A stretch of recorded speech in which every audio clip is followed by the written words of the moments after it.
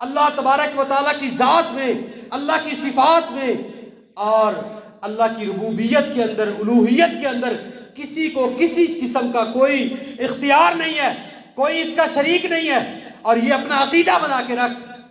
آج اللہ معاف کرے ہر 1 کلومیٹر کے اوپر شرک کے اڈے بنے ہوئے ہیں، جہاں جھنڈی دیکھتے ہیں، جہاں ڈیری دیکھتے ہیں، اپنی پیشانی کو رگڑتے ہیں۔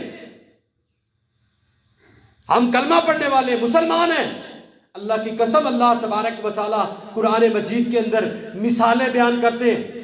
یا ایھا الناس ضرب مثل فاستمعوا له ان الذين تدعون من دون الله لن يخلقوا ذبابا ولو اجتمعوا له وان يسلبه الذباب شيئا لا يستنقذوه منه ضعف الطالب والمطلوب۔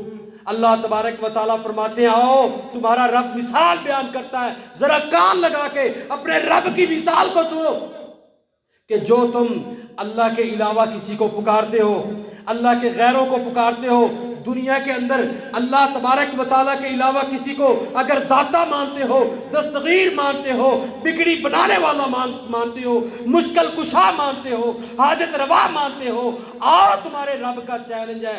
اللہ تبارک و تعالیٰ فرماتے ہیں یا ایھا الناس ضرب مثل فاستمعوا له ان الذين تدعون من دون الله لن يخلقوا ذبابا۔ یہ جتنے مشکل کشا بنائے ہوئے، جتنے حاجت روا بنائے ہوئے، جتنے بگڑی بنانے والے بنائے ہوئے، والا وجتمعوا له، یہ سارے کے سارے ایک جگہ پر جمع ہو جائیں، ساری طاقتیں جمع ہو جائیں، مکھی نہیں بنا سکتے۔ اللہ کی مخلوق میں سے ایک مکھی پیدا نہیں کر سکتے۔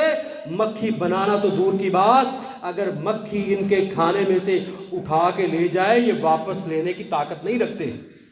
مانگنے والا بھی کمزور ہے، جس سے مانگا جا رہا ہے وہ بھی کمزور ہے۔ اللہ تبارک و تعالیٰ فرماتے ہیں ما قدر اللہ حق قدری، تمہیں کیا ہو گیا، تم اپنے رب کے